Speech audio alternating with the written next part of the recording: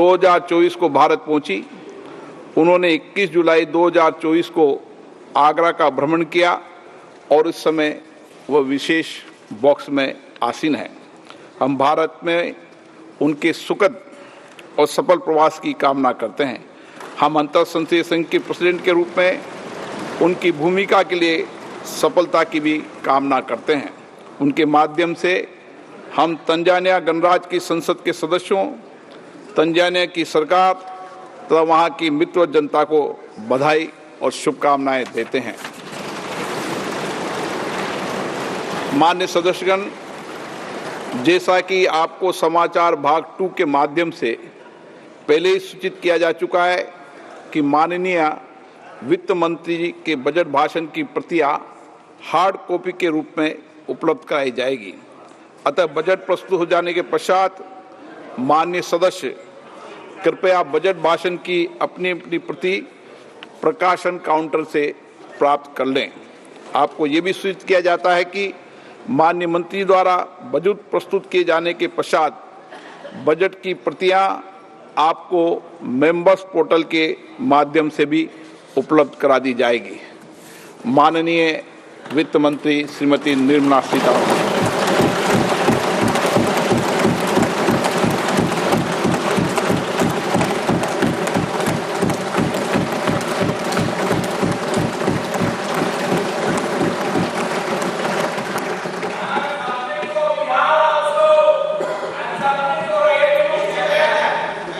Honorable Speaker, I present the budget for 24-25. Introduction.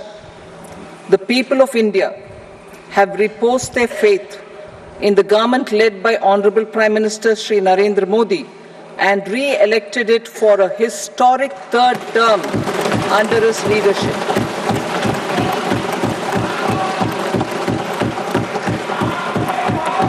We are grateful for their support, faith, and trust in our policies.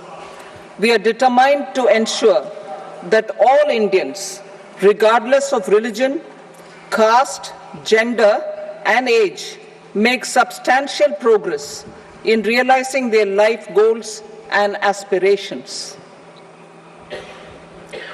Global context. The global economy, while performing better than expected, is still in the grip of policy uncertainties. Elevated asset prices, political uncertainties, and shipping disruptions continue to pose significant downside risks for growth and upside risks to inflation.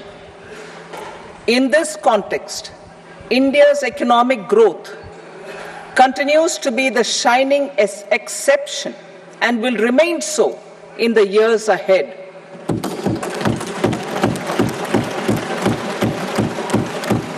India's inflation continues to be low, stable, and moving towards the 4% target.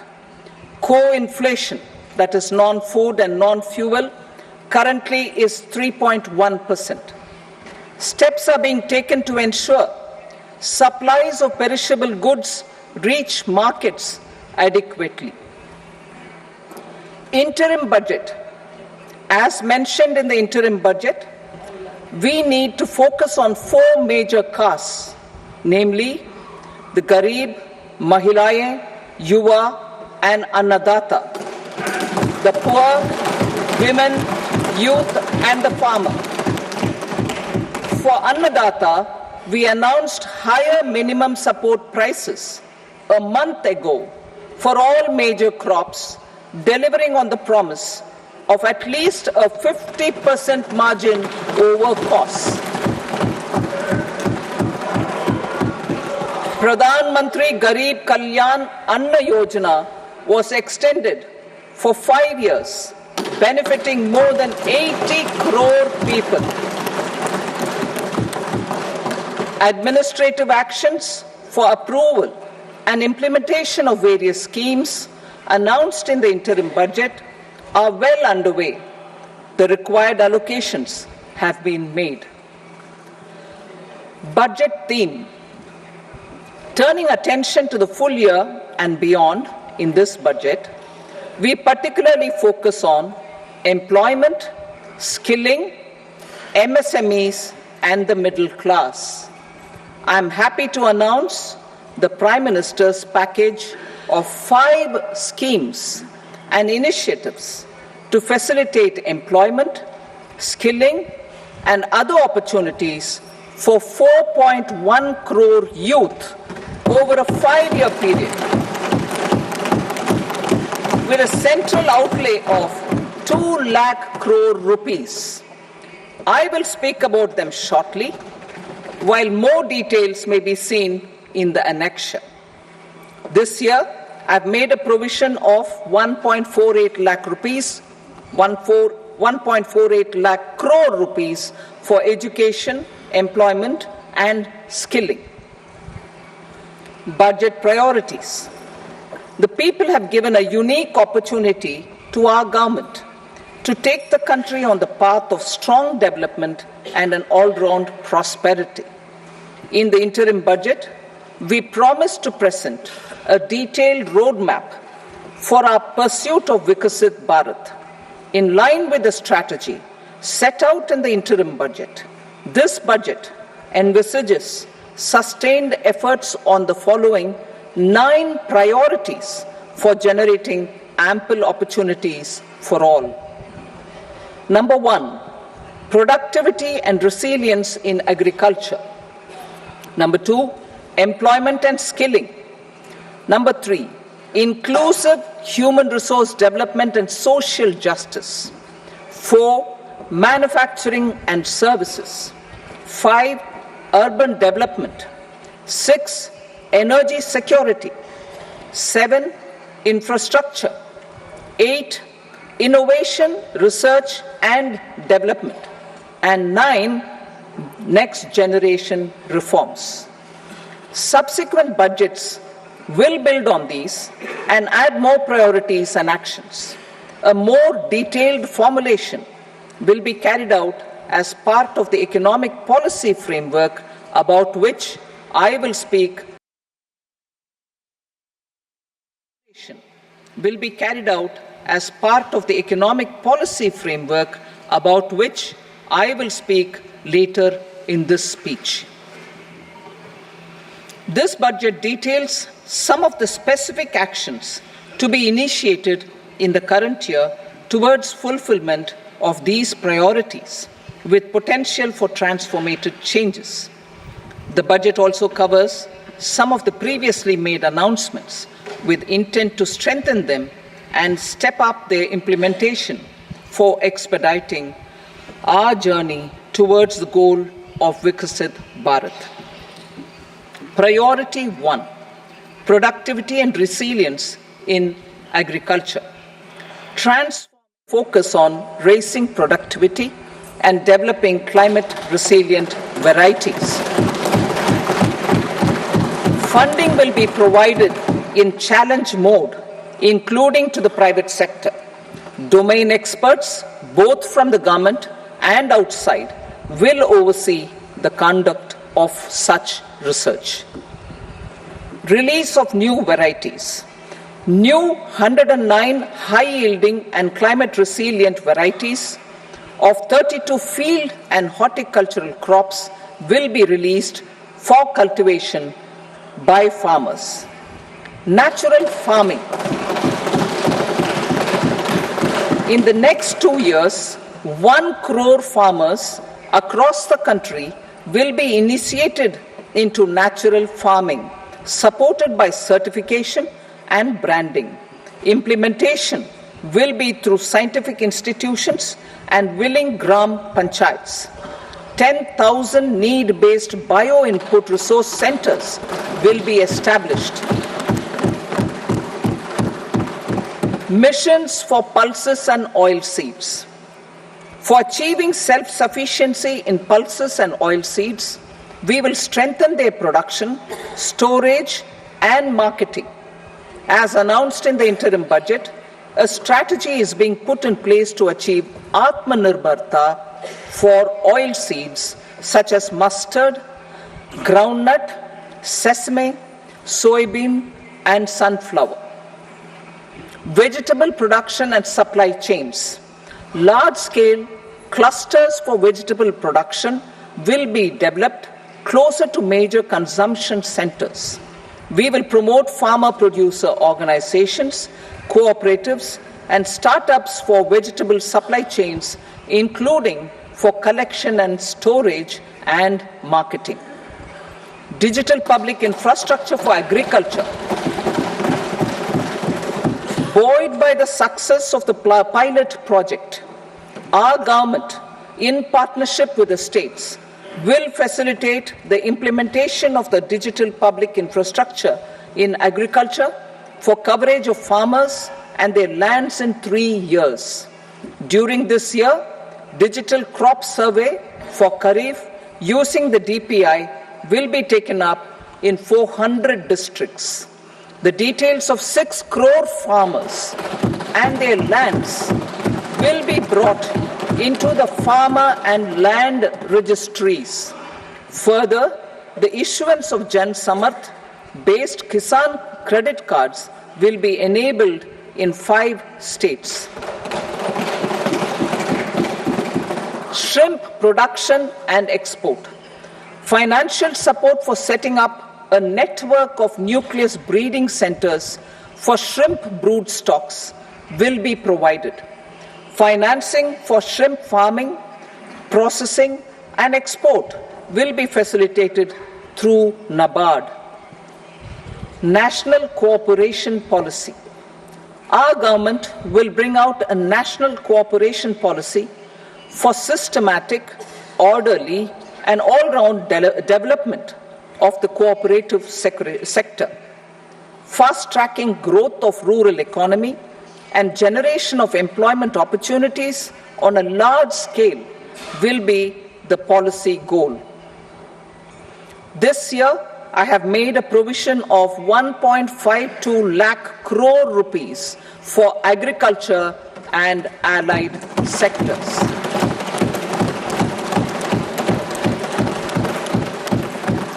Priority 2, employment and skilling. Employment-linked incentive. Our government will implement following 3 schemes for employment-linked incentive as part of the Prime Minister's package. These will be based on enrollment in the EPFO and focus on recognition of first-time employees and support to employees and employers. Scheme A, first-timers. This scheme will provide 1 month wage to all persons newly entering the workforce in all formal sectors.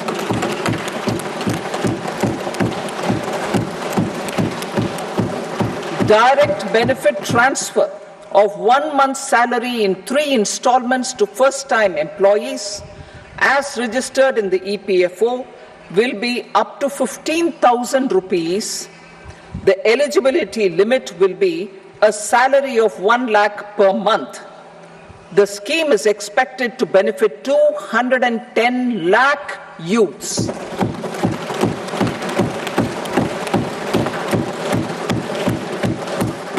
Scheme B, job creation in manufacturing. This scheme will incentivize additional employment in the manufacturing sector linked to the employment of first-time employees. An incentive will be provided at specified scale directly both to the employee and the employer with respect to the EPFO contribution in the first 4 years of employment.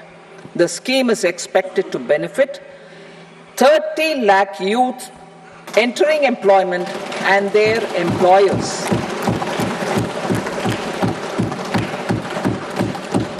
Scheme C, support to employers. This employer-focused scheme will cover additional employment in all sectors. All additional employment within a salary of 1 lakh rupee per month will be counted. The government will reimburse to employers up to 3,000 rupees per month for 2 years towards the EPFO contribution for each additional employee. The scheme is expected to incentivize additional employment of 50 lakh persons.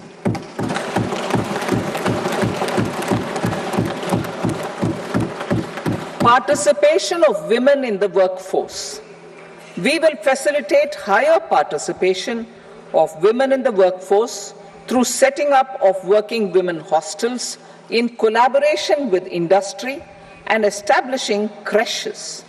In addition, the partnership will seek to organize women-specific skilling programs and promotion of market access for women SHG enterprises.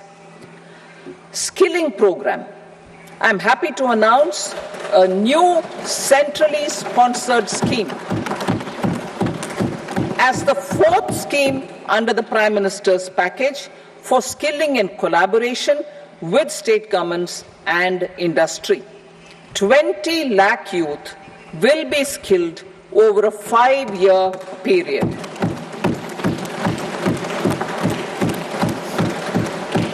"1,000 industrial training institutes will be upgraded in hub and spoke arrangements with outcome orientation.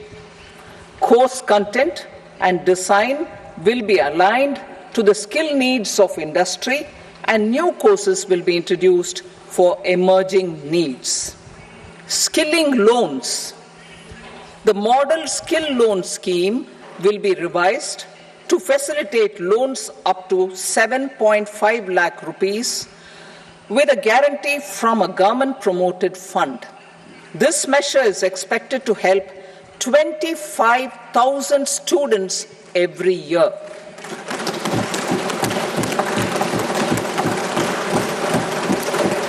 Education loans. For helping our youth who have not been eligible for any benefit under government schemes and policies, I am happy to announce a financial support for loans up to 10 lakh rupees for higher education in domestic institutions.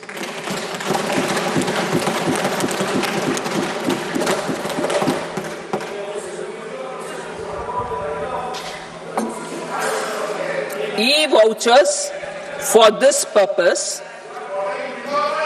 E-vouchers for this purpose will be given directly to 1 lakh students every year for annual interest subvention of 3% of the loan amount. Priority 3, inclusive human resource development and social justice.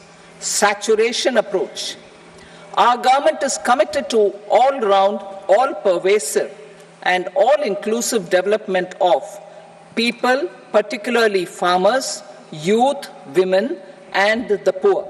For achieving social justice comprehensively, the saturation approach of covering all eligible people through various programs, including those for education and health, will be adopted to empower them by improving their capabilities. Implementation of schemes meant for supporting economic activities by craftsmen, artisans, self-help groups, scheduled caste, scheduled tribe, and women entrepreneurs and street vendors such as the PM Vishwakarma, PM Swanidhi, National Livelihood Missions, and Stand Up India will be stepped up. Purvodaya. The states in the eastern part of the country are rich in endowments and have strong cultural traditions. We will formulate a plan, Purvodaya, for the all-round development of the eastern region of the country, covering Bihar, Jharkhand, West Bengal, Odisha, and Andhra Pradesh. This will cover human resource development, infrastructure, and generation of economic opportunities to make the region an engine to attain Vikasit Bharat. On the Amritsar-Kolkata industrial corridor, we will support development of an industrial node at Gaya. This corridor will catalyze industrial development of the eastern region. The industrial node at Gaya will also be a good model for developing our ancient centers of cultural importance into future centers of modern economy. This model shall showcase Vikas B, Virasat B in our growth trajectory. We will also support development of road connectivity projects, namely 1. Patna-Purnia Expressway, 2. Buxar-Bhagalpur Expressway, 3. Bodh Gaya, Rajgir, Vaishali and Darbhanga spurs, and 4. Additional 2-lane bridge over River Ganga at Buxar at a total cost of 26,000 crore rupees.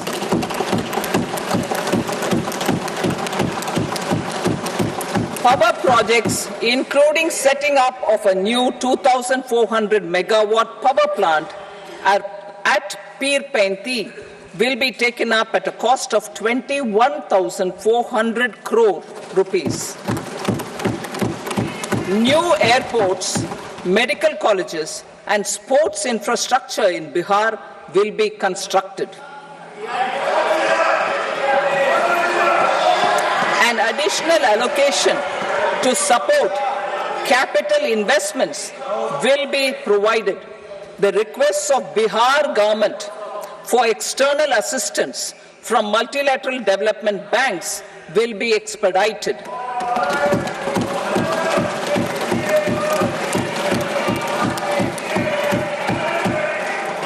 Andhra Pradesh Reorganization Act. Our government has made concerted efforts to fulfill the commitments in Andhra Pradesh Reorganization Act.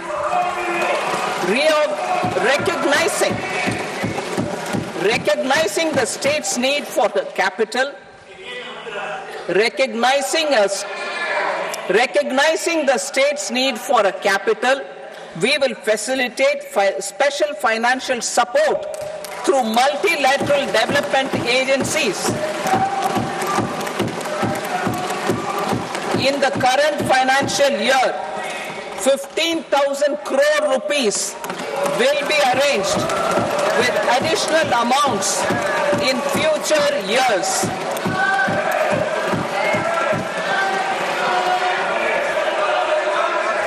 Our government is fully committed to financing and early completion of the Polavaram irrigation project, which is the lifeline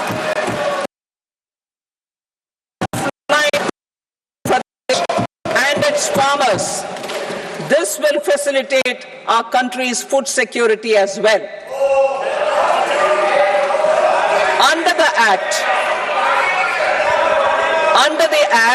Andhra Pradesh Reorganization Act, for promoting industrial development, funds will be provided for essential infrastructure such as water, power, railways, and roads. In Kopparthi node on the Visakhapatnam-Chennai industrial corridor and Varavakal node on the Hyderabad-Bangalore industrial corridor.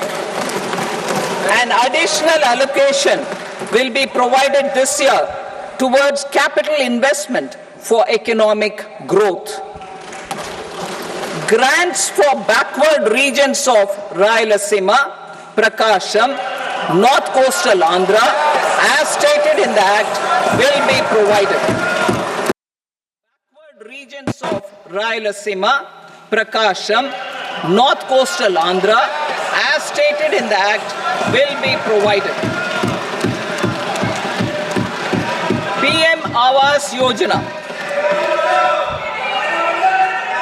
have been announced, for which the necessary allocations are being made. Women-led development. For promoting women-led development, the budget carries an allocation of more than 3 lakh crore for schemes benefiting women and girls.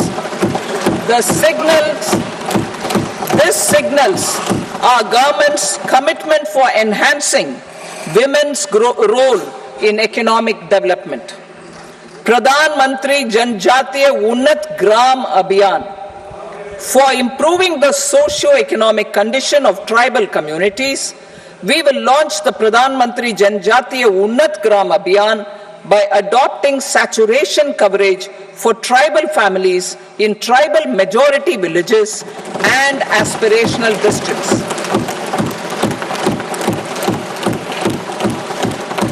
This will cover 63,000 villages, benefiting 5 crore tribal people. Bank branches in northeastern region. More than 100 branches of India Post Payment Bank will be set up in the northeast region to expand the banking services.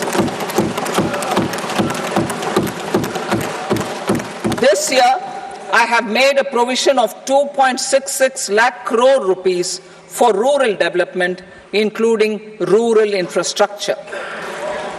Priority 4, manufacturing and services, support for promotion of MSMEs.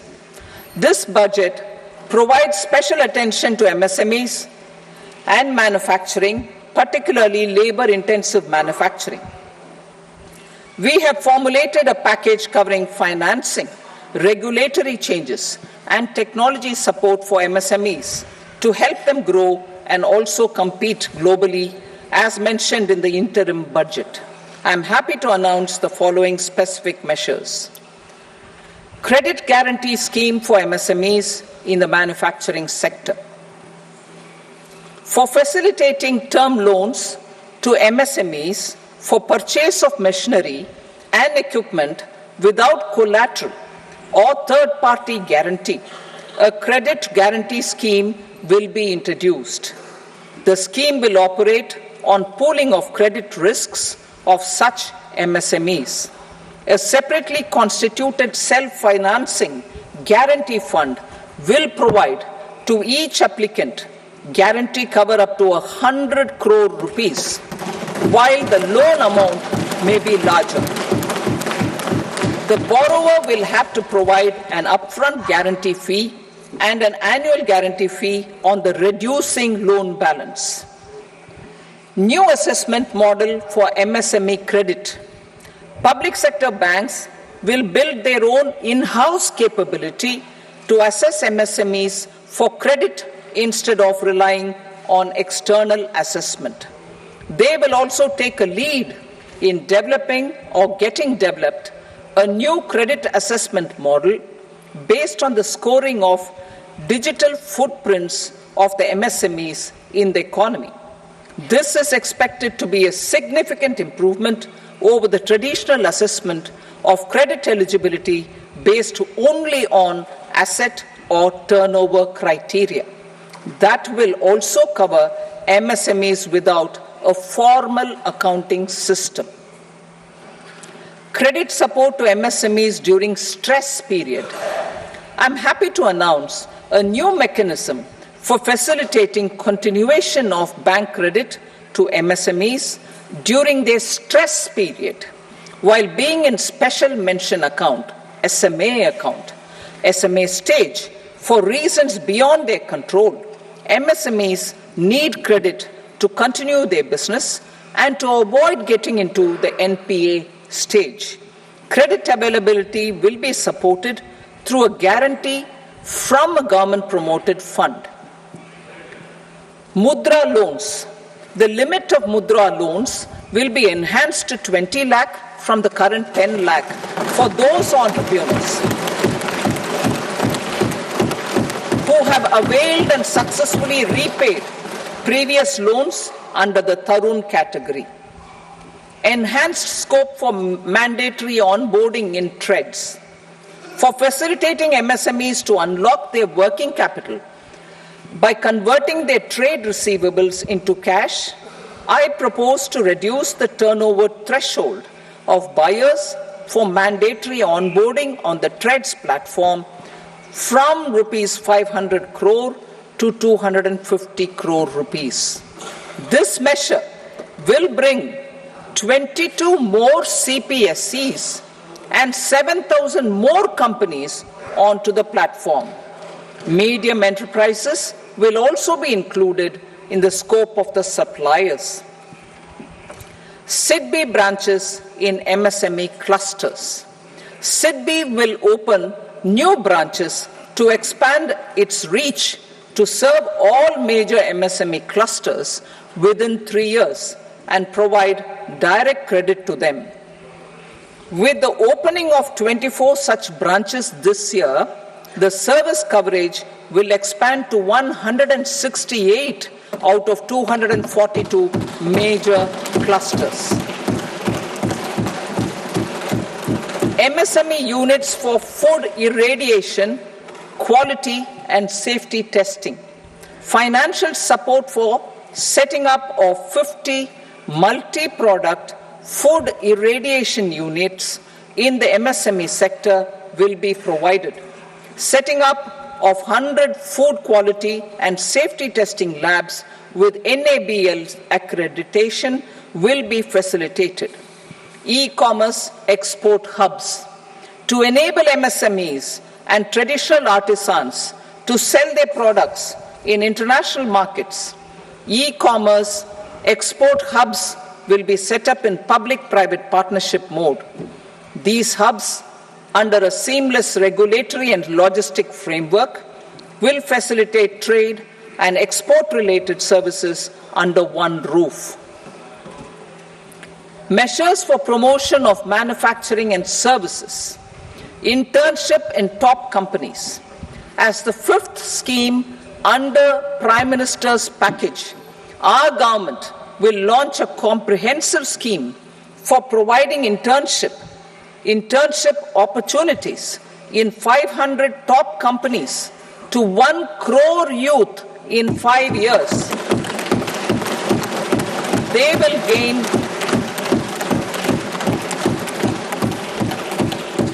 will gain exposure for 12 months to real-life business environment, varied professions, and employment opportunities. An internship allowance of 5,000 per month, 5,000 rupees per month, along with a one-time assistance of 6,000 rupees will be provided.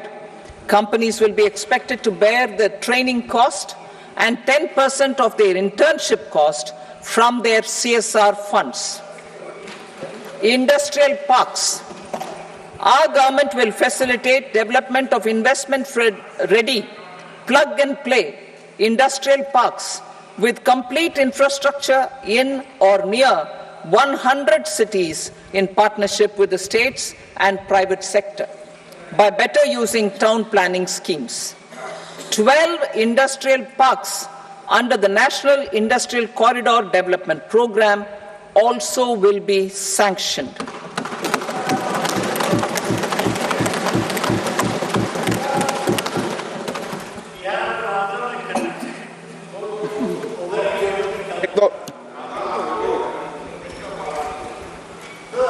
Veggie paper, no. Please, Patty.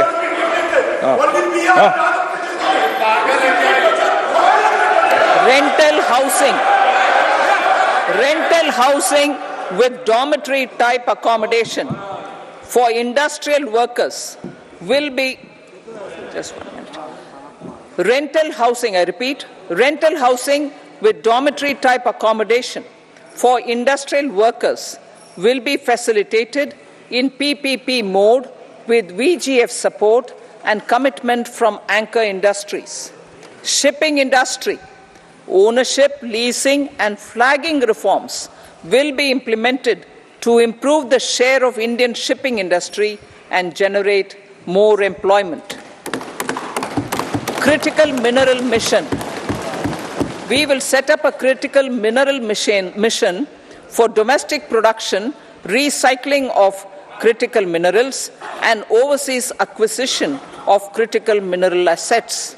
Its mandate will include technology development, skilled workforce, extended producer responsibility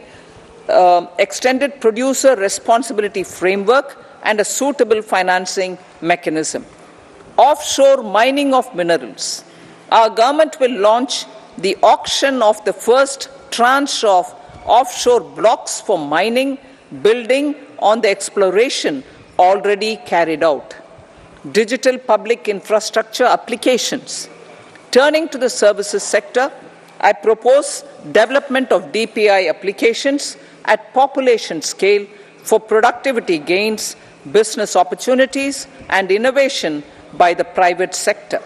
These are planned in the areas of credit, e-commerce, education, health, law and justice, logistics, MSME service delivery, and urban governance. Integrated technology platform for IBC ecosystem. An integrated technology platform will be set up for improving the outcomes under the Insolvency Bankruptcy Code for achieving consistency, transparency, timely processing, and better oversight for all stakeholders. Voluntary closure of LLPs. The services of the Center for Processing Accelerated Corporate Exit, CPACE, will be extended for voluntary closure of LLPs to reduce the closure times. National Company Law Tribunals. The IBC has resolved more than 1,000 companies, resulting in direct recovery of 3.3 lakh crore to creditors. 3.3 lakh crore rupees to creditors. In addition, 28,000 cases involving over 10 lakh crore rupees have been disposed of even prior to admission. Appropriate changes to the IBC, reforms and strengthening of the tribunal and appellate tribunals will be initiated to speed up insolvency resolution. Additional tribunals will be established. Out of those, some will be notified to decide cases exclusively under the Companies Act. Debt recovery. Steps for reforming and strengthening debt recovery tribunals will be taken. Additional tribunals will be established to speed up recovery. Priority 5, urban development. Cities as growth hubs. Working with states, our government will facilitate development of cities as growth hubs. This will be achieved through economic and transit planning and orderly development of peri-urban areas utilizing town planning schemes. Creative redevelopment of cities.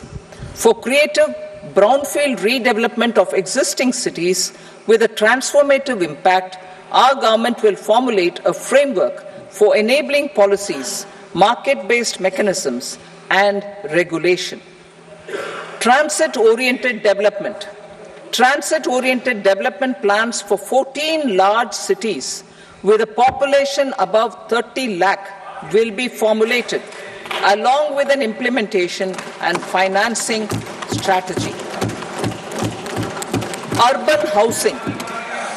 Under the PM Awas Yojana, Urban 2.0, housing needs of 1 crore urban poor and middle-class families will be addressed with an investment of 10 lakh crore rupees. This will include the central assistance of 2.2 lakh crore rupees in the next 5 years. A provision of interest subsidy to facilitate loans at affordable rates is also envisaged.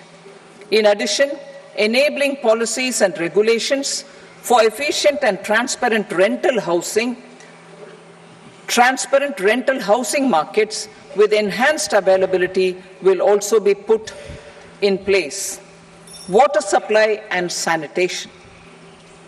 In partnership with state governments and multilateral development banks, we will promote water supply, sewage treatments, and solid waste management projects and services for 100 large cities through bankable projects. These projects will also envisage use of treated water for irrigation and filling up of tanks in nearby areas. Street markets. Building on the success of PM Swanidhi scheme in transforming the lives of street vendors, our government envisions a scheme to support each year over the next 5 years the development of 100 weekly huts or street food hubs in select cities. Stamp duty. We will encourage states which continue to charge high stamp duty to moderate the rates for all and also consider further lowering duties for properties purchased by women. This reform will be made an essential component of urban development schemes. Priority 6, energy security, energy transition. In the interim budget, I had announced our strategy to sustain high and more resource-efficient economic growth, along with the energy security in terms of availability, accessibility, and affordability.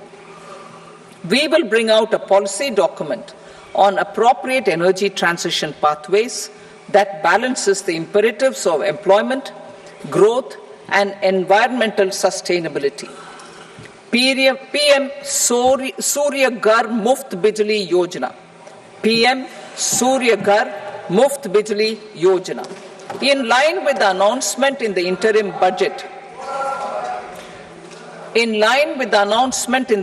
budget, PM Surya Ghar Muft Bijli Yojana has been launched to install rooftop solar plants to enable 1 crore households obtain free electricity up to 300 units every month. The scheme has generated remarkable response with more than 1.28 crore registrations and 14 lakh applications, and we will further encourage it. Pumped storage policy.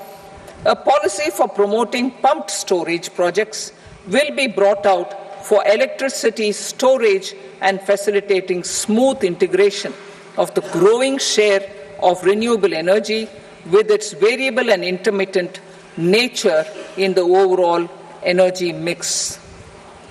Research and development of small and modular nuclear reactors. Nuclear energy is expected to form a very significant part of the energy mix for Vikasit Bharat. Towards that pursuit, our government will partner with the private sector for 1. Setting up Bharat Small Reactors, 2. Research and development of Bharat Small Modular Reactor, and 3. Research and development of newer technologies for nuclear energy. The R&D funding announced in the interim budget will be made available for this sector also. Advanced ultra supercritical thermal power plants.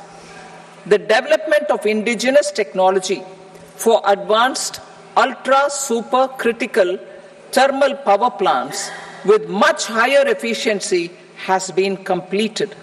A joint venture between NTPC and BHEL will set up a full-scale 800 megawatt commercial plant using AUSC technology. The government will provide the required fiscal support. Moving forward, development of indigenous capacity for the production of high-grade steel and other advanced metallurgy materials for these plants will result in strong spin-off benefits for the economy. Roadmap for hard-to-abate industries. A roadmap for moving the hard-to-abate industries from energy efficiency targets to emission targets will be formulated. Appropriate regulations for transition of these industries from the current perform, achieve, and trade mode to Indian carbon market mode will be put in place. Support to traditional micro and small industries. An investment-grade energy audit of traditional micro and small industries in 60 clusters, including brass and ceramic, will be facilitated. Financial support will be provided for shifting them to cleaner forms of energy and implementation of energy efficiency measures. The scheme will be replicated in another 100 clusters in the next phase. Priority 7, infrastructure investment by central government. Significant investment the central government has made over the years in building and improving infrastructure has had a strong multiplier effect on the economy. We will endeavor to maintain strong fiscal support for infrastructure over the next 5 years in conjunction with imperatives of other fiscal support for infrastructure over the next 5 years in conjunction with imperatives of other priorities and fiscal consolidation. This year, I have provided 11,11,111 crore rupees for capital expenditure. This would be 3.4% of our GDP. Infrastructure investment by state governments. We will encourage states to provide support of similar scale for infrastructure, subject to their development priorities. A provision of 1.5 lakh crore rupees for long-term interest-free loans have been made this year also to support the states in their resource allocation. Private investment in infrastructure. Investment in infrastructure by private sector will be promoted through viability gap funding and enabling policies and regulations. A market-based financing framework will be brought out. Pradhan Mantri Gram Sadak Yojana, Phase 4 of the PMGSY will be launched to provide all-weather connectivity to 25,000 rural habitations, which have become eligible in view of their population increase. Irrigation and flood mitigation.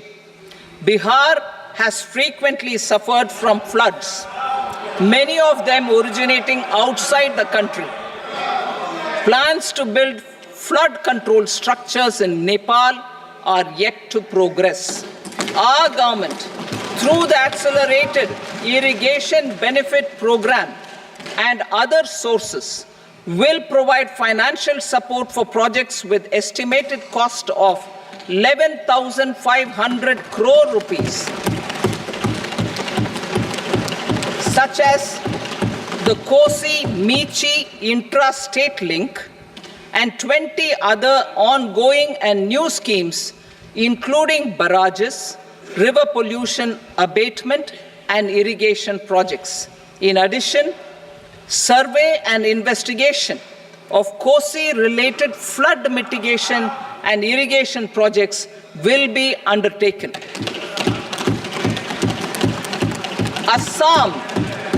Assam grapples with floods every year by the Brahmaputra River and its tributaries originating outside India.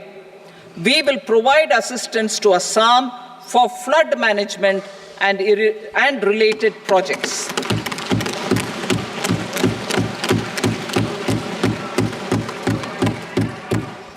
Himachal Pradesh suffered extensive losses due to floods last year.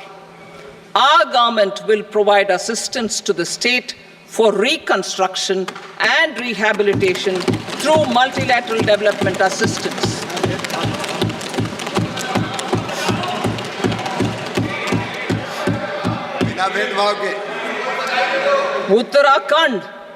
Uttarakhand too suffered losses due to cloudbursts and massive landslides.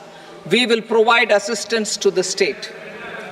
Recently, Sikkim witnessed devastating flash floods and landslides that wreaked havoc across the state. Our government will provide assistance to the state. Tourism. Tourism has always been a part of our civilization. Our efforts in positioning India as a global tourist destination will also create jobs, stimulate investments, and unlock economic opportunities for other sectors. In addition to the measures outlined in the interim budget, I propose the following measures.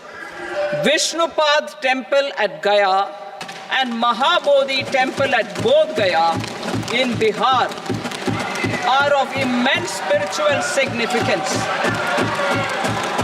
Comprehensive development of Vishnupad Temple Corridor and Mahabodhi Temple Corridor will be supported, modeled on the successful Kashi Vishwanath Temple Corridor to transform them into world-class pilgrim and tourist destinations. Rajgir holds immense religious significance for Hindus, Buddhists, and Jains. The 20th Tirthankara Muniswarata temple in the Jain temple complex is ancient. The Saptarishi, or the 7 hot springs, form a warm water Brahmkund that is sacred. A comprehensive development initiative for Rajgir will be undertaken. Our government will support the development of Nalanda as a tourist center, besides reviving Nalanda University to its glorious stature. Odisha's scenic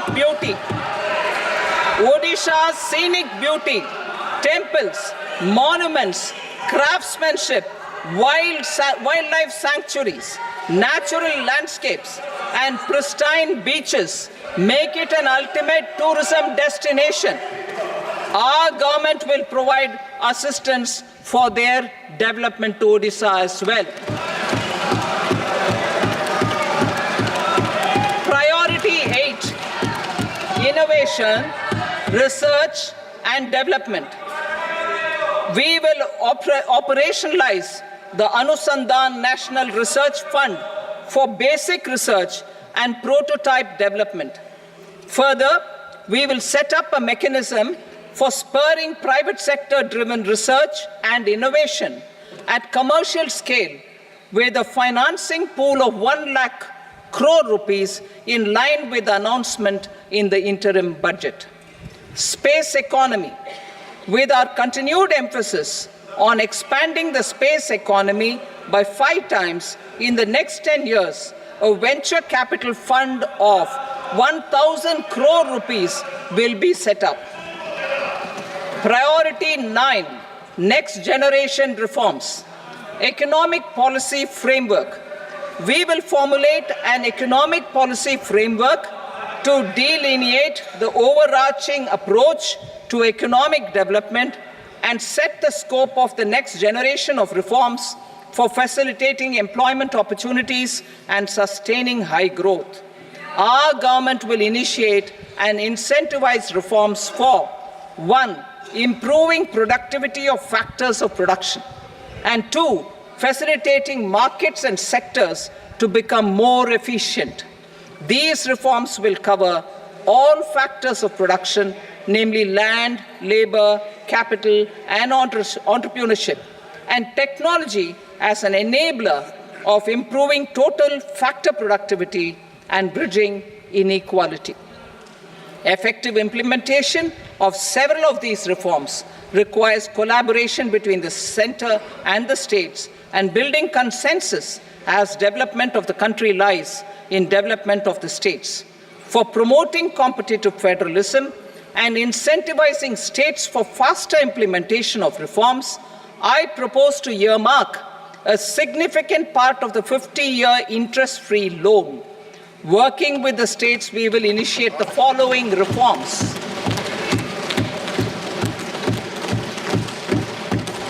Land-related reforms and actions, both in the rural and urban areas, will cover land administration, will cover 1. Land administration, planning and management, and 2. Urban planning usage and building bylaws.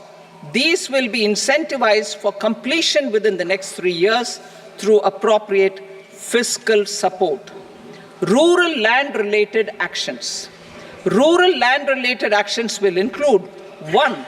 Assignment of unique land parcel identification number, UL PIN, or Bhu Aadhaar for all lands. 2. Digitization of cadastral maps. 3. Survey of subdivisions, survey of map subdivisions as per current ownership. 4. Establishment of land registry. And 5. Linking to the farmers registry. These actions will also facilitate credit flow and other agricultural services. Urban land-related actions. Land records in urban areas will be digitized with GIS mapping. An IT-based system for property record administration, updating, and tax administration will be established. These will also facilitate improving the financial position of urban local bodies. Labor-related reforms. Services to labor. Our government will facilitate the provision of a wide array of services to labor, including those for employment and skilling. A comprehensive integration of e-Shram portal with other portals will facilitate such one-stop solution. Open architecture databases for the rapidly changing labor market, skill requirements, and available job roles, and a mechanism to connect job aspirants with potential employers and skill providers will be covered in these services. Shram Suvidha and Samadhan portal. Shram Suvidha and Samadhan portal will be revamped to enhance ease of compliance for industry and trade. Capital and entrepreneurship related reforms, financial sector vision and strategy.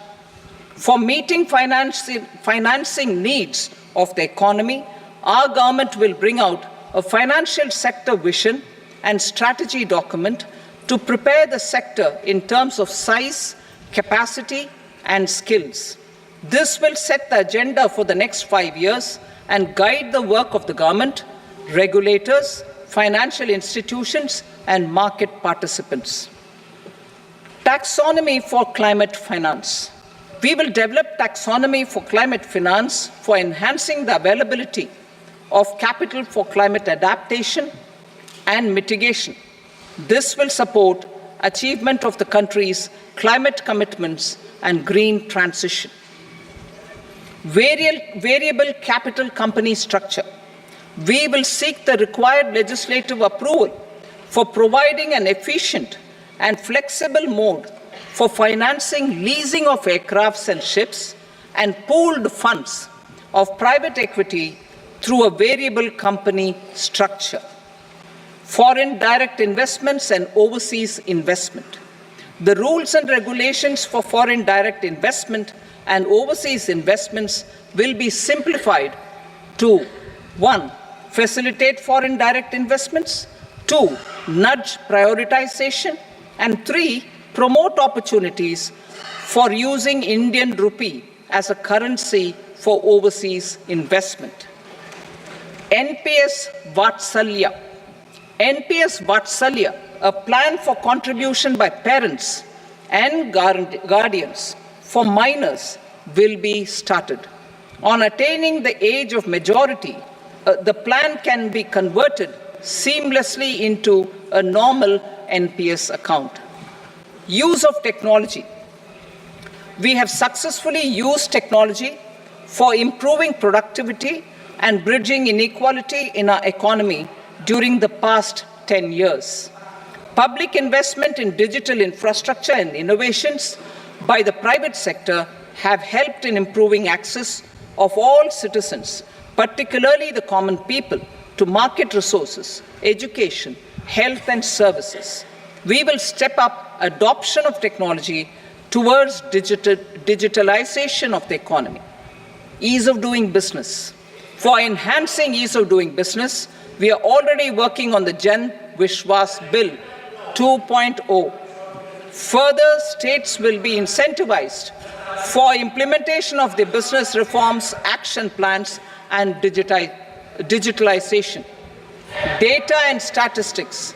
For improving data governance, collection, processing and management of data and statistics, different sectoral databases, including those established under the Digital India Mission, will be utilized with active use of technology tools. New pension scheme. The committee to review the NPS has made considerable progress in its work. I am happy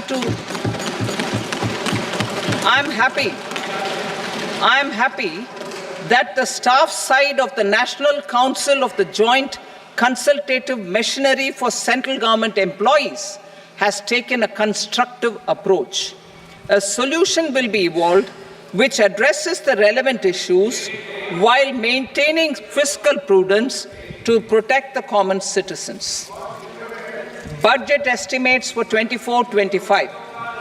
For the year 24-25, total receipts other than borrowings and the total expenditure are estimated at 32.07 lakh crore rupees and 48.21 lakh crore rupees respectively.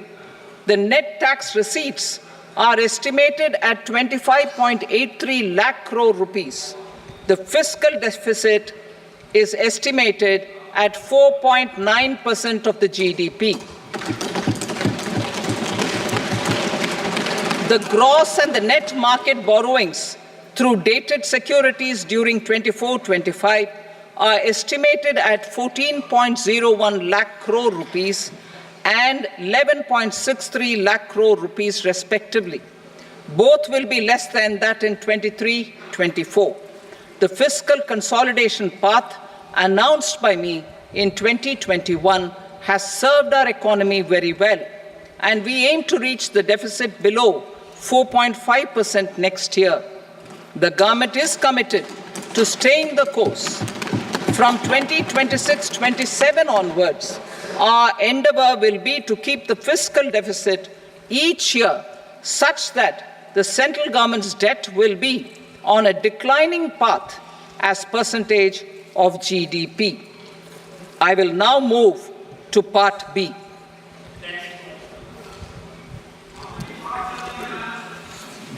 Indirect taxes. Sir, I start with GST.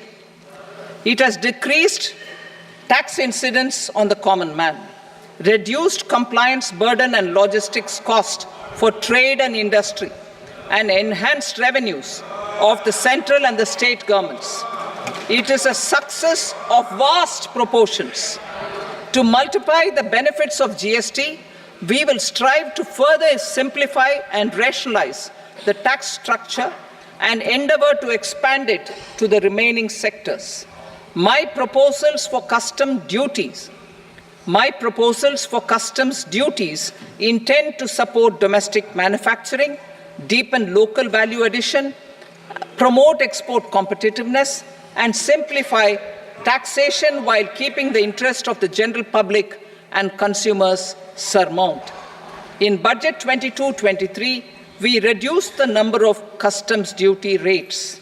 I propose to undertake a comprehensive review of the rate structure over the next 6 months to rationalize and simplify it for ease of trade, removal of duty inversion, and reduction of disputes. I shall now take up sector-specific customs duty proposals. Medicine and medical equipments. To provide relief to cancer patients, I propose to fully exempt 3 more medicines from customs duties.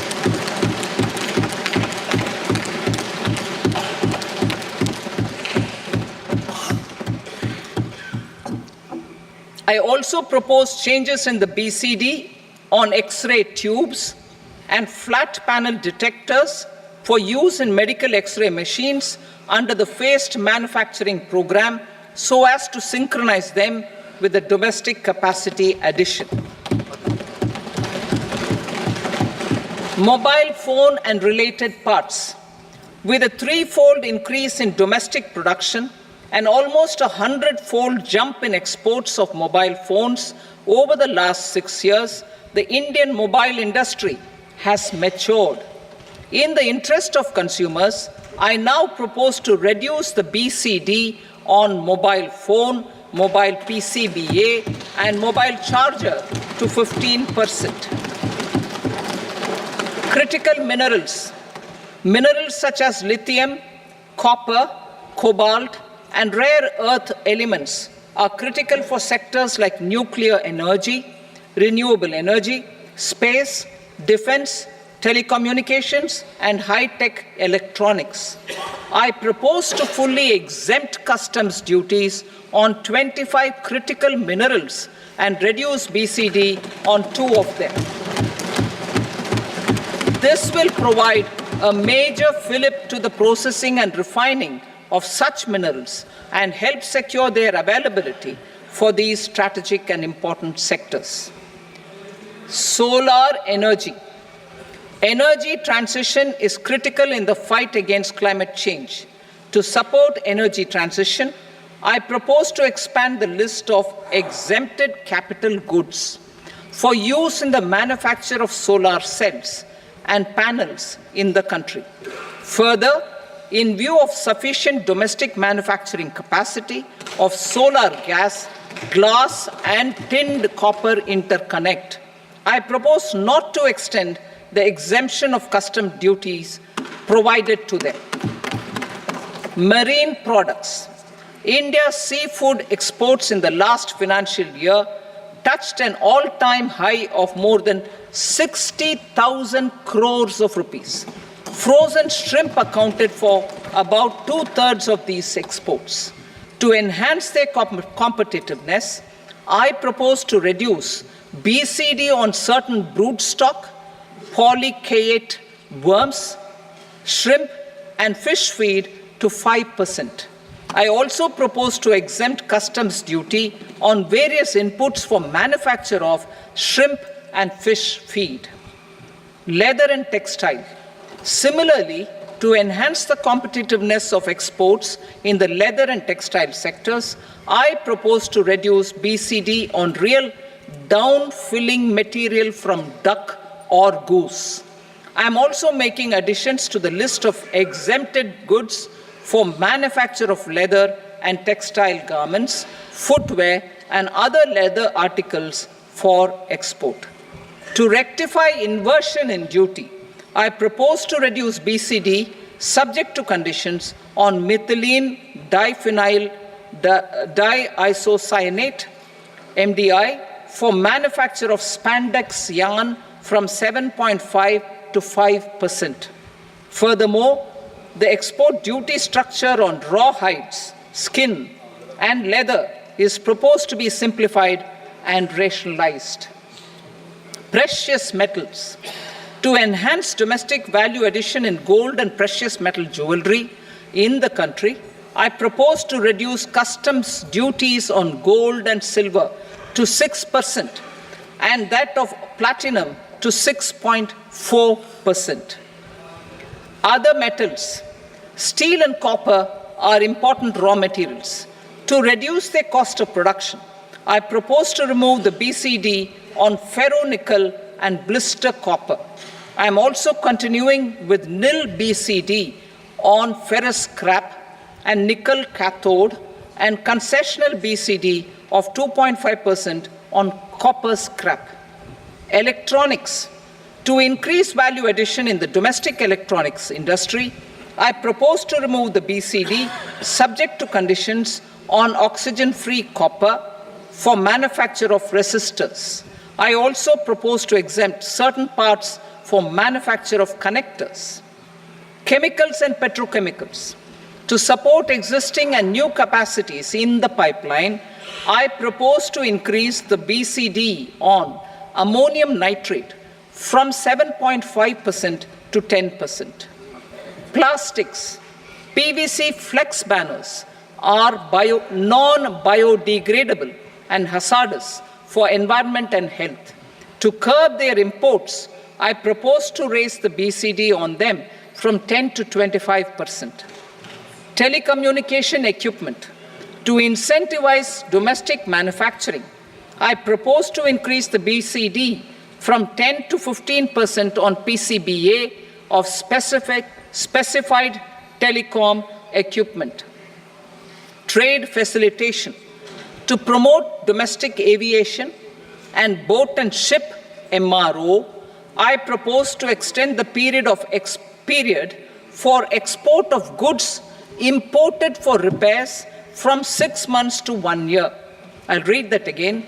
To promote domestic aviation and boat and ship maintenance, repair and operations, I propose to extend the period for export of goods imported for repairs from 6 months to 1 year. In the same vein, I propose to extend the time limit for re-import of goods for repairs under warranty from 3 to 5 years. I now move to direct taxes. We will continue our efforts to simplify taxes, improve taxpayer services, provide tax certainty, and reduce litigation while enhancing revenues for funding the development and welfare schemes of the government. It has been our endeavor to simplify taxation. We have taken a number of measures in the last few years, including introduction of simplified tax regimes without exemptions and deductions for corporate tax and for personal income tax. This has been appreciated by taxpayers. 58% of corporate tax came from the simplified tax regime in the financial year 22-23. Similarly, as per data available till now, for the last fiscal, more than 2/3 have availed the new personal income tax regime.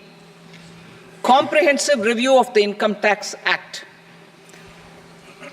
I am now announcing a comprehensive review of the Income Tax Act 1961. The purpose is to make the Act concise, lucid, easy to read and understand. This will reduce disputes and litigation, thereby providing tax certainty to the taxpayers. I will also bring down the demand embroiled in litigation. It is proposed to be completed in 6 months. A beginning is being made in the finance bill by simplifying the tax regime for charities, tedious rate structures, provisions of reassessment and such provisions, and capital gains taxation. Simplification for charities and tedious. The two tax exemption regimes for charities are proposed to be merged into one. The 5% tedious rate on many payments is being merged into the 2% tedious rate, and the 20% tedious rate on repurchase of units by mutual funds or UTI is being withdrawn. Tedious rate on e-commerce operators is proposed to be reduced from 1 to 0.1%. Moreover, credit of TCS is proposed to be given in the TDS to be deducted on salary. Further, I propose to decriminalize delay for payment of TDS up to the due date of filing statement for the same. I also plan to provide a standard operating procedure for TDS defaults and simplify and rationalize the compounding guidelines for such defaults. Simplification of reassessment. I propose to thoroughly simplify the provisions for reopening and reassessment. An assessment hereinafter can be reopened beyond 3 years from the end of the assessment year only if the escaped income is 50 lakh rupees or more, up to a maximum period of 5 years from the end of the assessment year. Even in such cases, a time limit of 6 years before the year of the search, as against the existing time limit of 10 years, is being proposed. This will reduce tax uncertainty and disputes. Simplification and rationalization of capital gains. Capital gains taxation is also proposed to be hugely simplified. Short-term gains on certain financial assets shall henceforth attract a tax rate of 20%, while that on all other financial assets and all non-financial assets shall continue to attract the applicable tax rate. Long-term gains on all financial and non-financial assets, on the other hand, will attract a tax rate of 12.5%.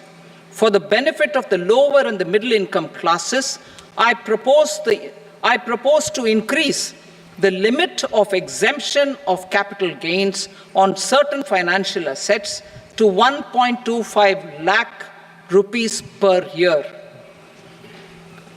Listed financial assets held for more than a year will be classified as long-term, while unlisted financial assets and all non-financial assets will have to be held for at least 2 years to be classified as long-term. Unlisted bonds and debentures, debt mutual funds, and market-linked debentures, irrespective of holding period, however, will attract tax on capital gains at applicable rates. Taxpayer services. All the major taxpayer services under GST and most services under customs and income tax have been digitalized.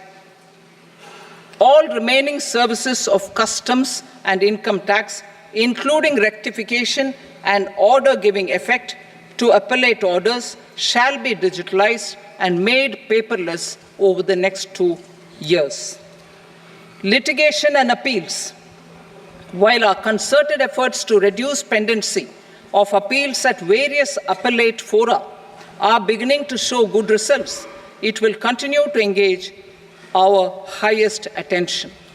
To dispose of the backlog of first appeals, I plan to deploy more officers to hear and decide such appeals, especially those with large tax effect.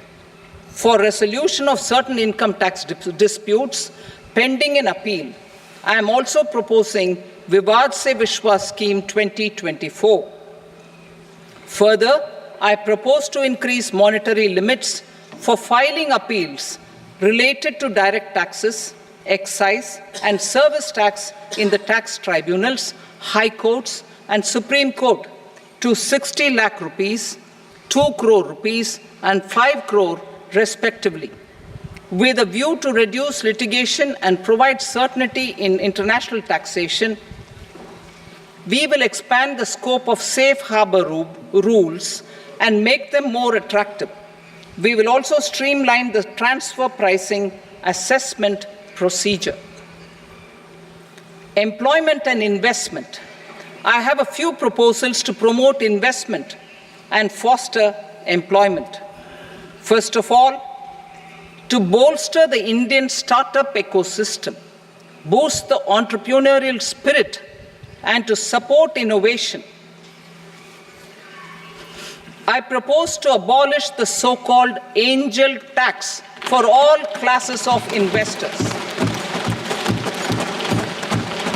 Second, there is tremendous potential for cruise tourism in India. To give a fillip to this employment-generating industry, I am proposing a simpler tax regime for foreign shipping companies operating domestic cruises in the country. Third, India is a world leader in the diamond cutting and polishing industry, which employs a large number of skilled workers. To further promote the development of this sector, we would provide for safe harbor rates for foreign mining companies selling raw diamonds in the country. Fourth, to attract foreign capital for our development needs, I propose to reduce the corporate tax rate on foreign companies from 40 to 35%. Deepening the tax base. I have a couple of proposals for deepening the tax base. First, security transaction tax on futures and options of securities is proposed to be increased to 0.02% and 0.1% respectively. Second, for reasons of equity, I propose to tax income received on buyback of shares in the hands of recipients. Other proposals. To improve social security benefits, deduction of expenditure by employers towards NPS is proposed to be increased from 10 to 14% of the employee's salary. Similarly, deduction of this expenditure up to 14% of salary from the income of employees in private sector, public sector banks and undertakings opting for the new tax regime is proposed to be provided. Indian professionals working in multinationals get ESOPs and invest in social security schemes and other movable assets abroad. Non-reporting of such small foreign assets has penal consequences under the Black Money Act. Such non-reporting of movable assets up to 20 lakh rupees is proposed to be depenalized. Other major proposals in the finance bill relate to withdrawal of equalization levy of 2%, expansion of tax benefits to certain funds and entities in IFSCs, and immunity from penalty and prosecution to Benamidar on full and true disclosure so as to improve conviction under the Benami Transaction Prohibition Act 1988. Personal income tax. Coming to personal income tax rates, I have two announcements to make for those opting for the new tax regime. First, the standard deduction for salaried employees is proposed to be increased from 50,000 to 75,000 rupees.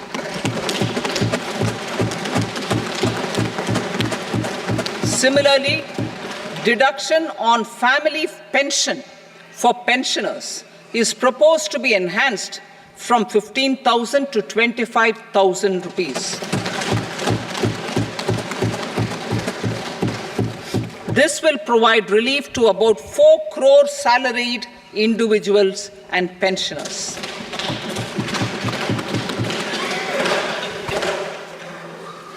Second, in the new tax regime, the tax rate structure is proposed to be revised as follows.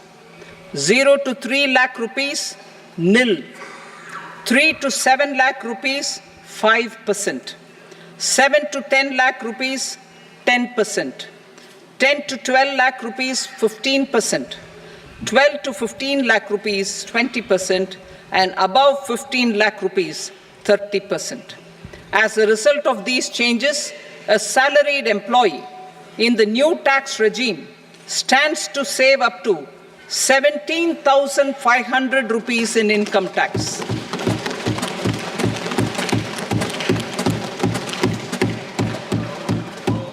Apart from these, I am also making some other changes as given in the annexure. As a result of these proposals, revenue of about 37,000 crore, that is 29,000 crore in direct taxes and 8,000 crore in indirect taxes will be foregone, while revenue of about 30,000 crore rupees will be additionally mobilized. Thus, the total revenue foregone is about 7,000 crores annually. Mr. Speaker, sir, with this, I commend the budget to this august House. Jai Hind.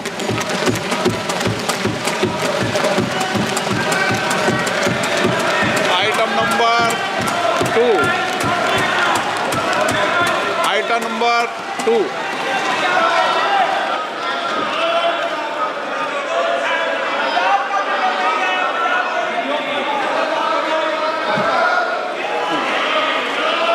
Sir, with your permission, I rise to lay on the table the following statements under Section 3 of the Fiscal Responsibility and Budget Management, FRBM Act 2003, Medium-Term Fiscal Policy cum Fiscal Policy Strategy Statement and Macroeconomic Framework Statement. Item number 3. Sir, with your permission, I rise to move for leave to introduce the Finance Number 2 Bill 2024. प्रश्न ये कि विधेयक को पुनर्स्थापित करने की अनुमति प्रदान की जाए। जो सदस्य इसके पक्ष में हाँ कहें, जो सदस्य विरोध में ना कहें। मेरे विचार में निर्णय हाँ वालों के पक्ष में अनुमति प्रदान की जाती है। माननीय मंत्री जी, अब विधेयक पुनर्स्थापित करें। Sir, I introduce the bill. Item number 4. The Union Territory of Jammu and Kashmir budget. Sir, I rise to present a statement, Hindi and English versions, of the estimated receipts and expenditure of the Union Territory of Jammu and Kashmir for the year 24-25. सभा की कार्रवाई। देश विदेशातील प्रत्येक घडामोडींचे live update मिळवण्यासाठी आता साम टीव्हीच्या सर्व सोशल मीडिया प्लॅटफॉर्मला लाईक, फॉलो आणि सबस्क्राईब करा। तसंच सर्व नोटिफिकेशनसाठी बेल आयकॉन प्रेस करायला विसरू नका।